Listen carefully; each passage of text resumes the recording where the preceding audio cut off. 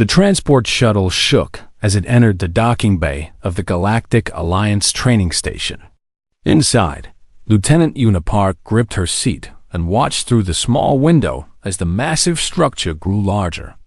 It was the size of a small moon, covered in lights and antenna arrays that stretched out like metal fingers reaching into space. She had dreamed of this moment for years. Humanity had only joined the Galactic Alliance 18 months ago, and she was among the first humans selected for military training alongside alien species. It was an honor. It was also terrifying. Sitting beside her was Specialist Tae-woo Kim. He was a quiet man of 32 years with short black hair and calm eyes. His body was lean and unremarkable. At 175 centimeters tall and weighing only 70 kilograms, he looked like someone who worked in an office, not a soldier heading to elite combat training. But Yuna knew better. She had served with Tae-woo for 3 years. She had seen him run for 16 hours straight during a rescue mission on Mars Colony 7. She had watched him carry wounded soldiers through frozen mountains when everyone else had collapsed from exhaustion. There was something inside him that numbers could not measure. The shuttle landed with a soft thump. The doors opened, and bright white light flooded the cabin. Yuna took a deep breath and stepped out onto the deck. The first thing she noticed was the size of everyone else. The docking bay was filled with alien recruits from dozens of species.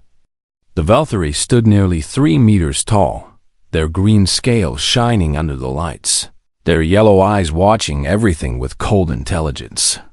They had claws that could cut through steel and tails thick with muscle. The Gorvani was shorter but wider, with 4 powerful arms and skin like gray stone. They came from a high-gravity world and could lift objects that weighed 1,000 kilograms without effort. But the most impressive were the Tharkai. They were humanoid, but much larger, with blue skin and bodies packed with dense muscle. Their homeworld was harsh and violent, and they had evolved to be perfect warriors. Each one looked like they could tear a human apart with their bare hands, and they probably could. Yuna felt very small standing among them. She noticed the looks they gave her and Tae-woo. Some were curious. Most were dismissive. A few seemed almost amused, like they were watching children who had wandered into an adult world. She straightened her spine and walked forward with confidence she did not entirely feel. A booming voice echoed across the bay. "All recruits, form lines by species." The aliens moved quickly into organized rows. Yuna and Tae-woo found their spot at the end, standing alone as the only humans present. Heavy footsteps approached. Yuna looked up and felt her stomach tighten. Senior Instructor Varath was a Tharkai, but he was large even by their standards. He stood over 2.5 meters tall, and his body was covered in old scars that told stories of countless battles. His face was hard, his jaw square, and his eyes burned with intensity. He wore the black uniform of a training officer, decorated with medals and rank insignia. He walked slowly down the lines, inspecting each recruit. When he reached the Valkyrie, he nodded with approval. When he passed the Gorvani, he gave a grunt of respect. But when he stopped in front of the 2 humans, his expression changed. His lip curled upward. It was not quite a smile. It was closer to the look a predator gives weak prey. "So," he said, his voice deep and rumbling like distant thunder, "these are the humans." He circled around them slowly, studying them from every angle. Yuna kept her eyes forward and her face neutral. Beside her, Tae-woo did the same. "I received a briefing on your species," Varath continued. "Interesting reading. You have no natural weapons. No claws, no fangs, no venom glands. Your bones are fragile. Your skin tears easily. You cannot see in the dark. You cannot hear frequencies beyond a narrow range." He stopped directly in front of Tae-woo and leaned down until their faces were close. Tae-woo had to look up to meet his gaze. "Tell me, little one," Vorath said softly, but loud enough for everyone nearby to hear. What exactly do you bring to this academy? What can humans possibly offer the Galactic Alliance military? The bay had grown quiet. Every alien was watching now, waiting to see how the human would respond. Taiwu did not look away. He did not blink. His voice was calm and steady when he spoke. Persistence, sir. For a moment, nothing happened. Then Vorath laughed. It was a loud, mocking sound that echoed off the metal walls. Several other aliens joined in, their own strange laughter mixing together into a chorus of amusement. Persistence, Vorath repeated, shaking his head. The Valkyrie brings speed and precision. The Gorvani bring strength beyond measure. The Tharkai bring warrior blood passed down through 10,000 generations. He gestured at Taiwu with one massive hand. And humans bring persistence. More laughter. Yuna felt heat rising in her cheeks, but she forced herself to remain calm. Getting angry would only prove their point. Nora straightened up and addressed all the recruits. Training begins tomorrow at first light. You will be tested in speed, strength, endurance, combat skills, and tactical thinking. Those who fail will be sent home. Those who succeed will become officers in the Alliance military. He looked back at the humans one more time. I suggest you two enjoy your last night here. I do not expect you will last the week. With that, he turned and walked away. The crowd began to break up as recruits moved toward their assigned quarters. As they walked, Yuna heard whispers in languages she did not understand, but she could guess what they were saying. When they reached their small room, Yuna finally let out a long breath. "Well," she said. That was welcoming. Taiwu sat on his bunk and began unpacking his bag. His face showed no emotion. "It is expected," he said simply. "Expected?"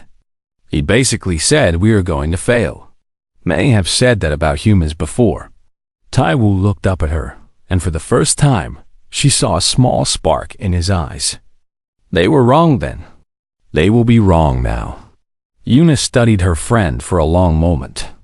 She thought about all the times she had seen humans accomplish things that seemed impossible. She thought about their history, about the wars and disasters and challenges their species had overcome. Maybe Vorath was right that humans were physically weak compared to these aliens. But maybe physical strength was not the only kind that mattered. She sat down on her own bunk and smiled. All right then. Let us show them what persistence really means. Outside their window, the stars shone cold and distant. Somewhere on this station, alien soldiers were laughing about the weak little humans who thought they could compete. They had no idea what was coming. The first week of training was designed to break them. Yuna understood this from the beginning. Every military academy worked the same way. They pushed recruits to their limits to see who would quit and who would survive. But this academy was different. It was designed for species that were stronger, faster, and tougher than humans in almost every way. Every morning began at 0500 hours with physical conditioning. The recruits ran laps around the massive training deck while instructors shouted at them. The Valkyrie moved like water, their long legs carrying them forward with smooth, effortless speed. The Tharkai ran with heavy, powerful strides that shook the floor.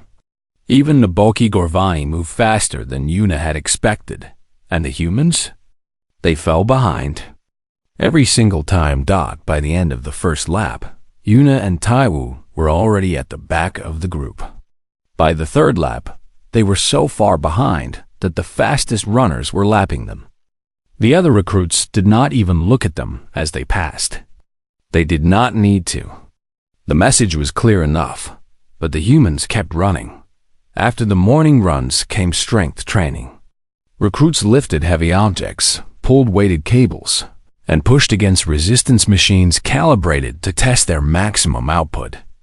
The numbers were displayed on screens for everyone to see. The Gorvani. Recruit named Torak lifted 2,400 kilograms on the deadlift machine. His forearms bulged with effort, but he completed the lift with a roar of triumph. The other Gorvani cheered for him. Una stepped up to the same machine. She adjusted the weight down to 95 kilograms. Even then, she struggled. Her arms shook. Her face turned red. She completed the lift. But the number on the screen looked pathetic. Compared to what came before, nobody cheered. The combat simulations were worse. Recruits were placed in virtual reality, pods that created realistic battle scenarios. They fought against holographic enemies and each other. Points were awarded for kills, tactical decisions, and survival time. Taiwu lasted 43 seconds in his first simulation before a Velthari opponent cut him down with a practice blade. The Velthari had moved so fast that Taiwu barely saw the attack coming. One moment he was raising his weapon. The next moment he was on the ground with the word "eliminated" floating in red letters above his head. Una did better. She lasted 2 minutes by hiding and moving carefully. But eventually, a Tharkai found her and ended the simulation with a single crushing blow dot at the end of each day. The scores were posted on a board in the main hall. Every recruit could see exactly where they ranked. The humans were always at the bottom, but something strange happened as the days passed. The other recruits began to notice that the humans never missed a session. They arrived first and left last. When they failed an exercise, they asked to try again. When they were knocked down in combat, they stood back up. Some of the aliens found this amusing. A Velthari named Sarak made jokes about the stubborn little mammals who did not know when to quit. Others simply ignored them, considering the humans too far beneath notice to waste attention on. But a few watched with different expressions. Curiosity, maybe even respect. On the 7th day, the instructors announced a special assessment. Grip strength testing. This was considered one of the most basic measurements of combat potential. A strong grip meant you could hold weapons firmly, grapple with enemies, and control your body in difficult situations. Every species took this test seriously. The recruits gathered in the main training hall, where a calibrated sensor stood on a platform. One by one, they stepped forward and squeezed the device as hard as they could. The number appeared on a large screen. Torek the Gorvani went first. He wrapped all 4 hands around the sensor and squeezed until the veins in his neck bulged. The screen displayed 3,847 units. The crowd roared with approval. More Gorvani followed, posting scores between 2,500 and 4,000 units. The Tharkai scored slightly lower on average, around 2,000 units, but their technique was more refined. The Velthari scored lower still, around 800 units, but their species relied on speed rather than strength. Then it was Taiwu's turn. He walked to the platform calmly. He placed his hands on the sensor, took a breath, and squeezed with everything he had. The screen flickered and displayed the result, 48 units. For a moment, there was silence. Then the laughter began. It started with a few chuckles and grew into full, open mockery. Aliens pointed at the screen.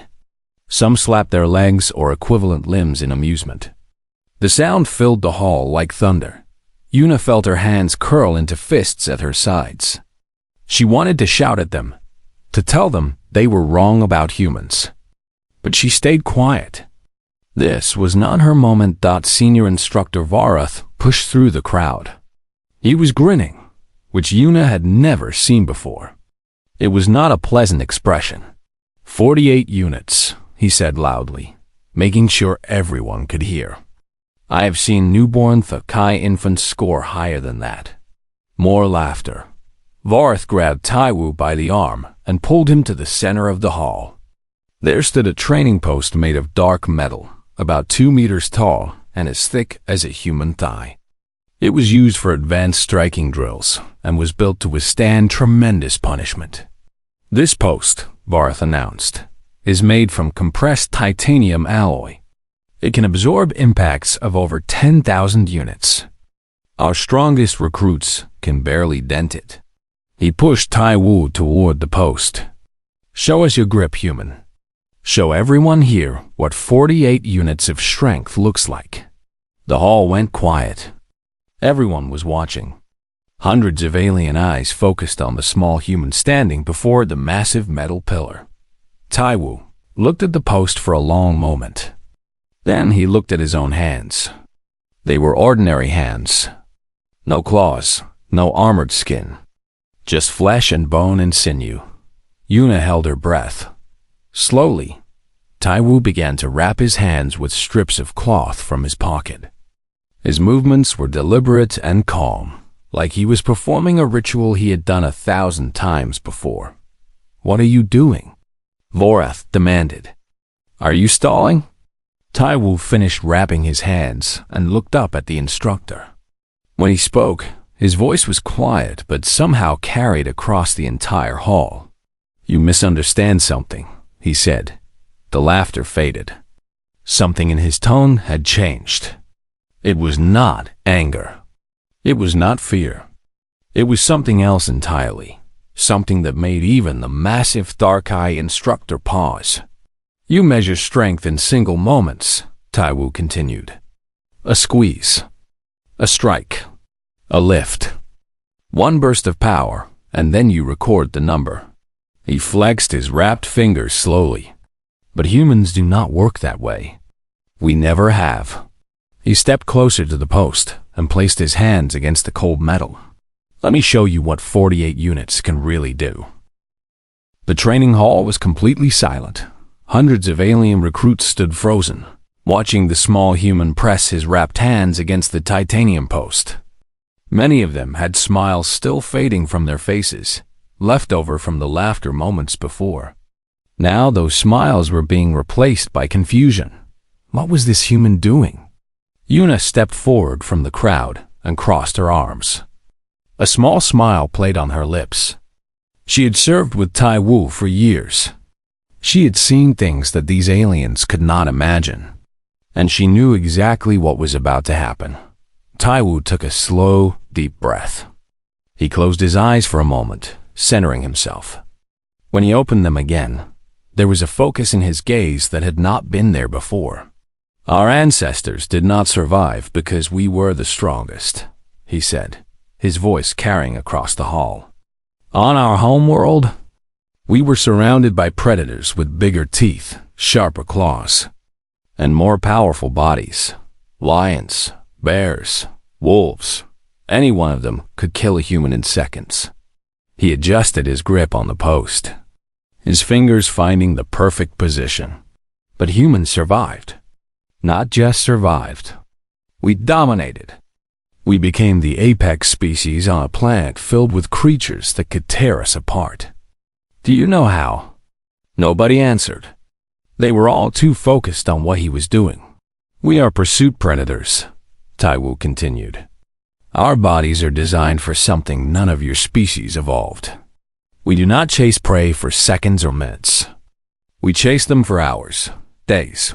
We follow them across mountains and deserts until they collapse from exhaustion, until their hearts give out, until they simply cannot run anymore." His grip tightened on the post. Not suddenly, not explosively, just a slow, steady increase in pressure. "Our muscles work differently than yours. They do not produce maximum force in short bursts. They produce moderate force continuously, forever. Our tendons store elastic energy like springs. Our sweat glands cool us so efficiently that we can keep working when other animals overheat and die." The metal under his fingers began to make a soft sound.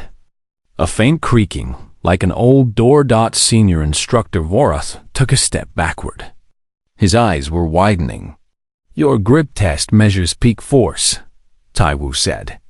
"It asks how hard you can squeeze in one moment. But that is not human strength.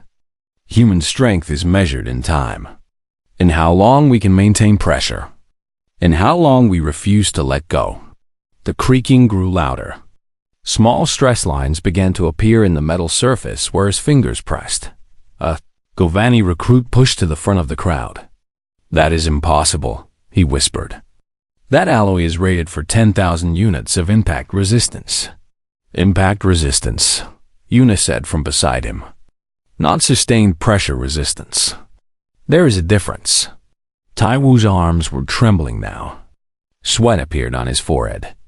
His jaw was clenched tight, but he did not let go. He did not reduce the pressure.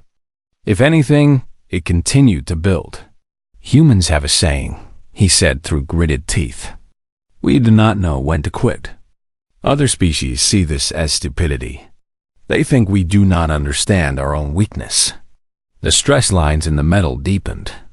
A high-pitched whine began to emanate from the post as the molecular structure started to fail. But it is not stupidity. It is evolution. It is what we are. Crack. A visible fracture appeared in the titanium surface, spreading outward from his grip like lightning frozen in metal. Varus stumbled backward, his blue face turning pale. Stop the demonstration, he ordered. Someone stop him! But nobody moved. They were all transfixed by what they were witnessing. This small, soft, fragile human was doing something that should have been physically impossible. Taiwu's entire body was shaking now. His muscles were burning. His tendons were screaming. Every cell in his body was telling him to stop, to let go, to rest. But that was the thing about humans.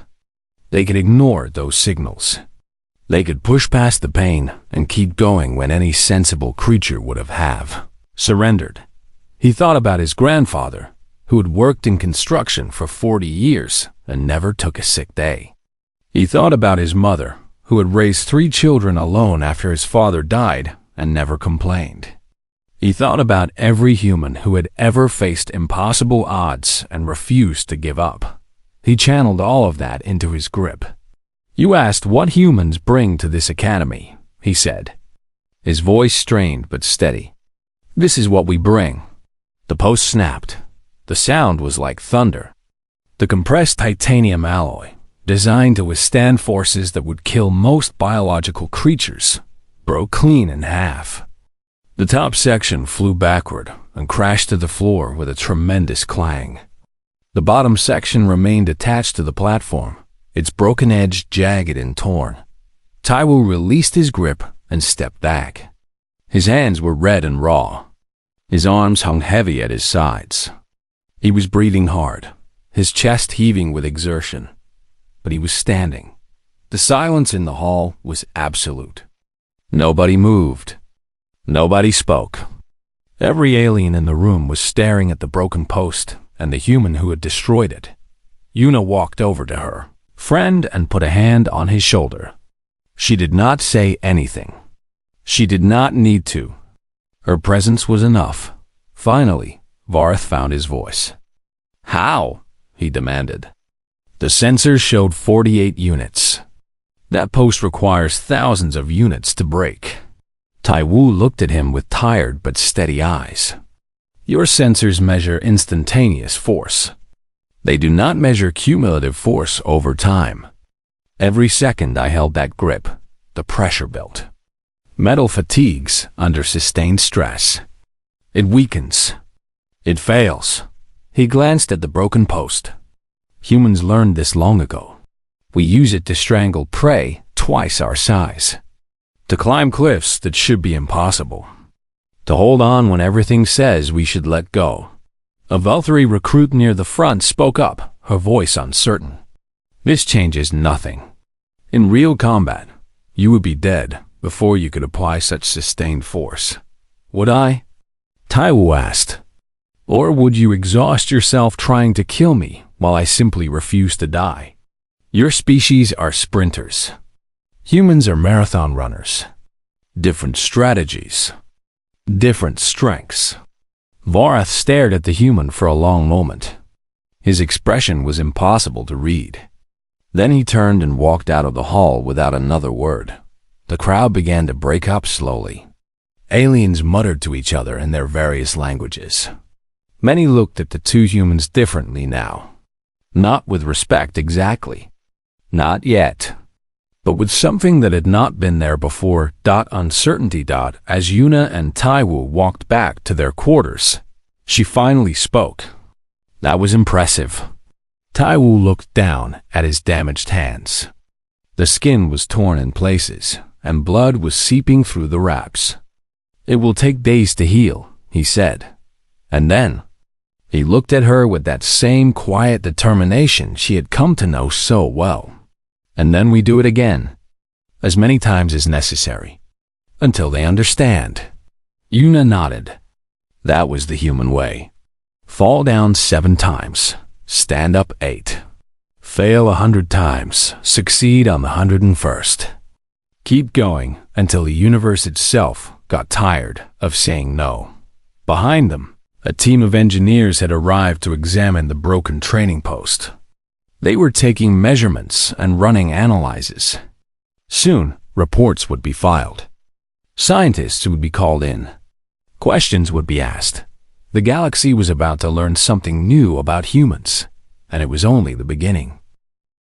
Word spread through the station faster than light itself. By the next morning, every species on the training station knew what had happened. The story grew with each retelling. Some versions claimed the human had broken the post with one hand. Others said he had torn it apart like paper. A few insisted that the human had actually punched through it, sending shrapnel flying across the hall. The truth was impressive enough without exaggeration. But that did not stop the rumors. Scientists arrived within hours. A team of 12 researchers from different species descended on the training hall with scanning equipment and analysis tools. They examined the broken post for an entire day, measuring the fracture patterns and calculating the forces involved. Their report caused a stir throughout the Alliance. The compressed titanium alloy had not failed from impact. It had failed from something called metal fatigue, a gradual weakening that occurred when sustained pressure was applied over time. The human's grip had not exceeded the post-resistance threshold at any single moment. Instead, it had maintained constant stress that accumulated until the molecular bond simply gave up. The implications were significant. Every combat doctrine in the Alliance was based on the assumption that biological creatures generated force in bursts. Attack, withdraw, recover, attack again. That was how wars were fought. That was how every species did things. But humans did not follow that pattern. They could apply moderate force continuously, without rest, without recovery, without stopping. Their bodies were designed for exactly this kind of sustained effort. One researcher, a Valkyrie physicist named Dr. Mira, requested access to human historical records. What she found disturbed her greatly. Humans had hunted animals by simply walking after them. They had developed a technique called persistence hunting, where they followed prey for hours or even days until the animal collapsed from exhaustion. While other predators relied on ambush and speed, humans relied on something far more terrifying: the knowledge that they would never stop coming. Their military history was equally alarming. Human wars were not decided by single battles, but by campaigns that lasted years. Siege warfare, where attackers simply surrounded a city and waited for the defenders to starve. Guerrilla tactics, where small forces harassed larger enemies until morale collapsed. War of attrition, where victory went not to the stronger army, but to the one that could endure longer. Dr. Myra included a note in her report. Human military doctrine is fundamentally different from all other known species. They do not seek to overwhelm opponents with superior force. They seek to outlast them. This makes them dangerous in ways our current models do not account for. The report reached Senior Instructor Varth on the 3rd day after the incident. He read it alone in his quarters, his massive frame hunched over a datapad. When he finished, he sat in silence for a long time. Then he requested a private meeting with Taiwu Kim. The human arrived at the instructor's office, looking calm and composed. His hands were still bandaged from the damage he had done to them. But he showed no sign of discomfort. Vareth gestured for him to sit. For a moment, neither of them spoke. "I have been an instructor for 40 years, Vareth finally said. "I have trained thousands of soldiers from dozens of species. I thought I understood the range of biological capabilities." Taiwu waited. I was wrong. The words seemed to cost the Tharkai something. His species valued strength and power above all things. Admitting error was not easy for them. I saw small bodies and assumed weak spirits. I saw low numbers and assumed low capability. I made the same mistake that many before me have made. "You are not alone in that mistake," Taiwu said. "Most species look at humans and see fragility. They see what we lack. They do not see what we have." Vareth leaned forward. "And what is that? Truly, beyond the persistence you spoke of, what else are humans capable of?" Taiwu considered the question carefully before answering. "We heal, not just from injuries, but from everything. Our bones break and grow back stronger. Our muscles tear and rebuild larger. Our minds suffer trauma and find ways to continue functioning." He paused. "We are also adaptive. Throw a human into any environment, and within generations, we will change to survive there. Hot climates, cold climates, high altitudes, underwater pressure. We do not defeat environments. We become part of them. And your psychology? Perhaps our greatest advantage." Taiwu met the instructor's eyes. "Humans are capable of irrational hope. We can look at impossible odds and genuinely believe we will win. Not because we are stupid, but because giving up is simply not in our nature. We have a concept called spite. When the universe tells us we cannot do something, some of us become more determined to do it specifically because we were told it was impossible." Vareth was quiet for a long moment. Then he did something unexpected. He laughed odd. It was not the mocking laughter from the training hall. It was something else. Genuine amusement mixed with something that might have been respect. "Irrational hope," he repeated. "Spite against the universe itself. Your species is insane." "Perhaps," Taiwu agreed. "But we are still here. Despite everything that should have destroyed us, we are still here." Vareth stood and walked to his window. Outside, the stars stretched into infinity. Somewhere out there were threats that the Alliance had not yet faced. Enemies that might require exactly the kind of capabilities that humans possessed. "I have a request," the instructor said without turning around. "It is not an order. You may refuse if you wish. What is it?" "Teach us." Vareth finally turned to face the human. "Teach us what humans know about persistence, about endurance, about refusing to die when all logic says you should." Taiwu raised an eyebrow. "You want me to train Alliance soldiers? I want you to help create a new training program. One that incorporates human methodologies. One that prepares our soldiers for the kind of wars your species knows how to fight." He paused. "Wars of attrition. Wars that are won not by strength alone, but by the will to continue when others stop." Taiwu thought about it. He thought about Yuna and the mission they had come here to accomplish. They were supposed to prove that humans deserved a place in the Alliance military. This was an opportunity beyond anything they had imagined. "I will need my partner," he said. "Lieutenant Park. She understands these concepts as well as I do. Done. And I will need access to human historical records, military and cultural. Our soldiers will need to understand the philosophy behind the techniques, whatever you require." Taiwu stood and extended his bandaged hand. Vareth looked at it for a moment, then carefully wrapped his own massive fingers around it. The grip was gentle but meaningful. "This is a new beginning," the instructor said. "For all of us." Taiwu nodded. "Then let us begin." That night, Yuna received the news in their quarters. She listened to Taiwu explain the offer, her expression shifting from surprise to excitement to something deeper. "A new training program," she said slowly, "based on human capabilities. Yes, they want to learn from us. Yes." She sat down on her bunk and stared at the wall for a moment. Then she started to laugh. It was a good laugh, full of joy and disbelief. 3 weeks ago, they laughed at us for scoring 48 units on a grip test. Now they want us to train them. Taiwu allowed himself a small smile. "The universe has a sense of humor. When do we start?" "Tomorrow." Yuna stood up and began pacing, her mind already working on possibilities. "We will need to start with the fundamentals. The concept of pacing, energy conservation, the psychology of sustained effort." She stopped and looked at her partner. "This could change everything, Taiwu. Not just for humans in the Alliance, but for the Alliance itself." He nodded. "I know." Outside their window, the stars continued their eternal dance.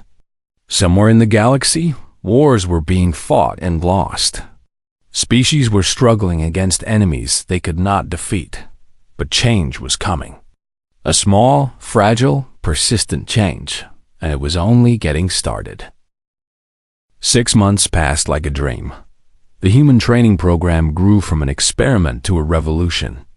What started as lessons in persistence and endurance became a complete reimagining of Alliance military doctrine. Soldiers from every species learned concepts that had never occurred to them before: pacing, the idea that you did not need to give maximum effort at every moment. That conserving energy for the long fight was more important than winning the first exchange. Recovery while moving. Humans taught alien soldiers how to eat, drink, and even sleep in shifts during extended operations. The Tharkai had always believed that rest was only possible after victory.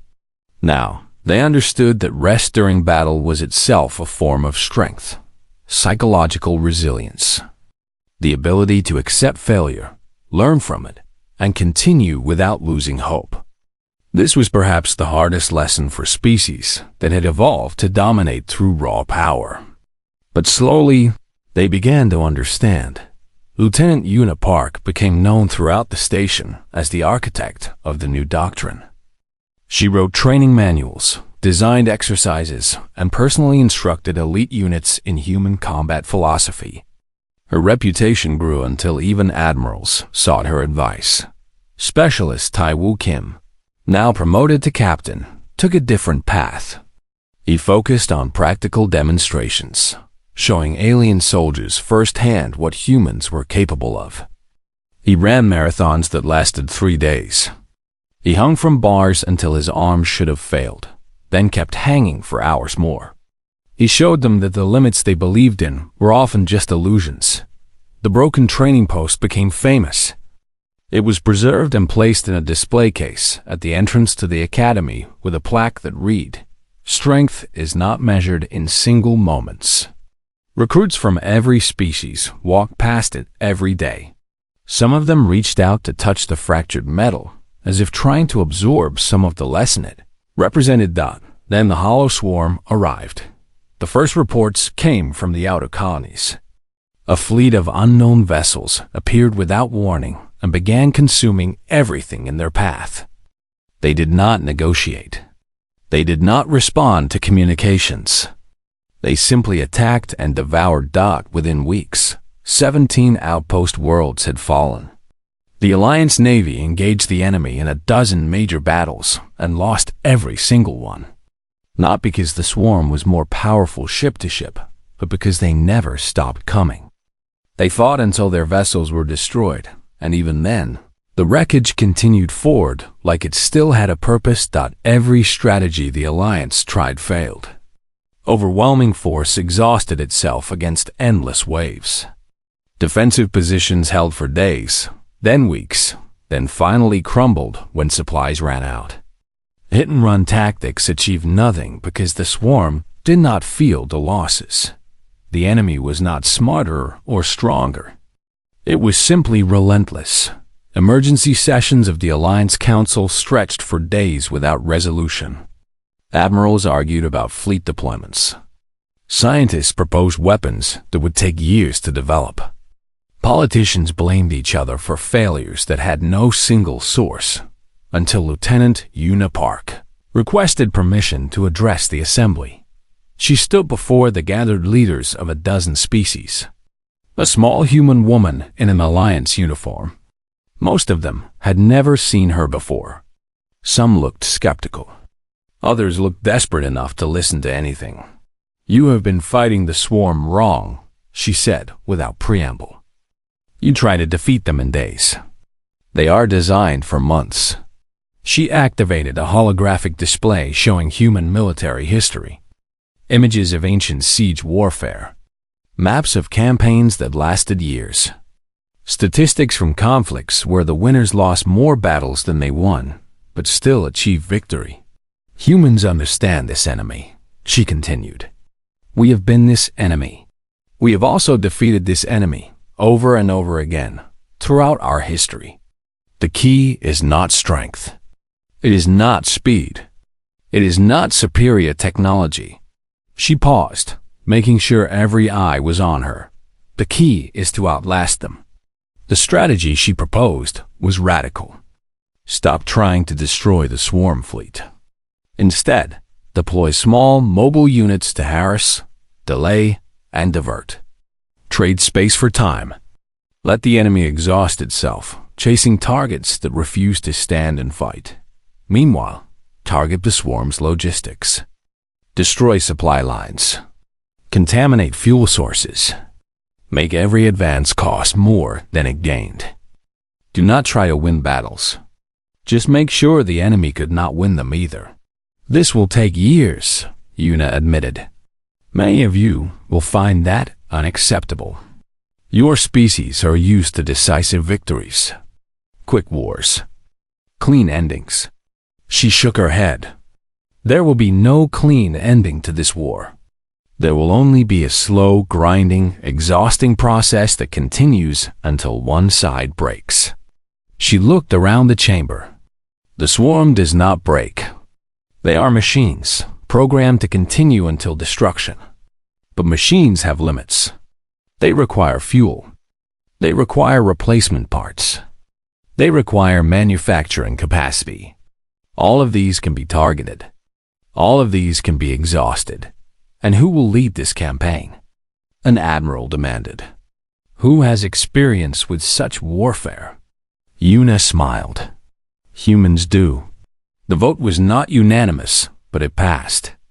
The Alliance authorized a new military doctrine based on human principles of attrition warfare. And at the heart of the campaign, leading a mixed-species unit trained in human methods, was Captain Tai-Woo Kim. They called themselves the Grip. The unit started small.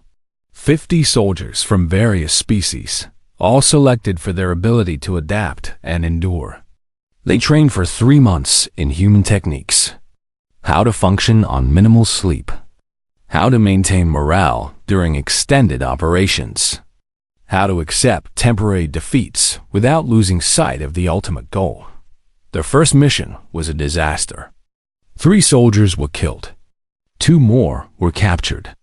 The swarm barely noticed their attack, but the Grip did not stop.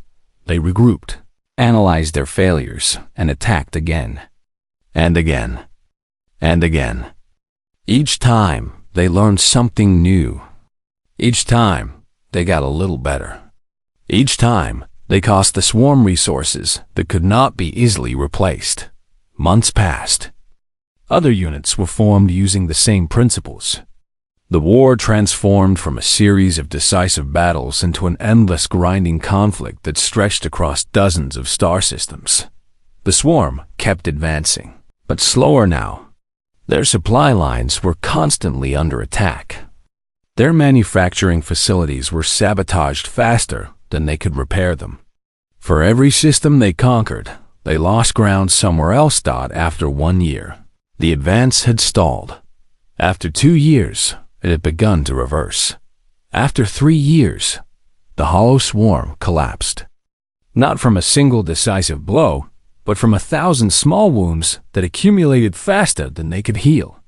Their fleet was scattered. Their logistics were shattered. Their seemingly endless resources proved to have limits after all. Captain Taiwu Kim led the final assault on the swarm command vessel. It was not a dramatic battle. The enemy was already dying when his forces arrived. He simply finished what years of patient, persistent, relentless pressure had begun. When the war ended, the Galactic Alliance held a ceremony to honor those who had served. Leaders from every species gathered to celebrate victory and remember the fallen. But the true honor came later, in a small revision to the Alliance military training manual. A new section was added, titled Human Doctrine, the Strategy of Persistence. Its opening lines would be quoted for generations to come. The strongest force in the universe is not the one that hits hardest. It is the one that never stops. It is the one that falls down 7 times and stands up 8. It is the one that looks at impossible odds and refuses to accept them. This is the human way. This is now the Alliance way. Una Park read those words on a datapad as she stood in her office, years after the war had ended. She was Admiral Park now, one of the highest-ranking humans in Alliance history. A knock came at her door. She looked up to see Taiwu standing there, older now, with gray at his temples and scars on his hands that had never fully healed. "They want us to give a speech," he said, "at the academy, to the new recruits." Una smiled and set down the datapad. "What should we tell them?" Taiwu thought about it. He thought about the training hall where they had been mocked, the broken post, the long years of war, the impossible victories that had come not from strength, but from stubbornness. "The truth," he said finally. "We tell them the truth." They walked together through the halls of the training station, past display cases holding artifacts from the war, past classrooms where alien and human soldiers trained side by side, and at the entrance to the academy, they paused before the preserved training post, still broken, still bearing the marks of human hands that had refused to let go. A new plaque had been added beneath the original one. It read, "Humans are not apex predators. They are something far more terrifying. They are apex survivors." Una reached out and touched the fractured metal one last time. Then they walked forward, together, into a future they had earned. Not through strength, through persistence.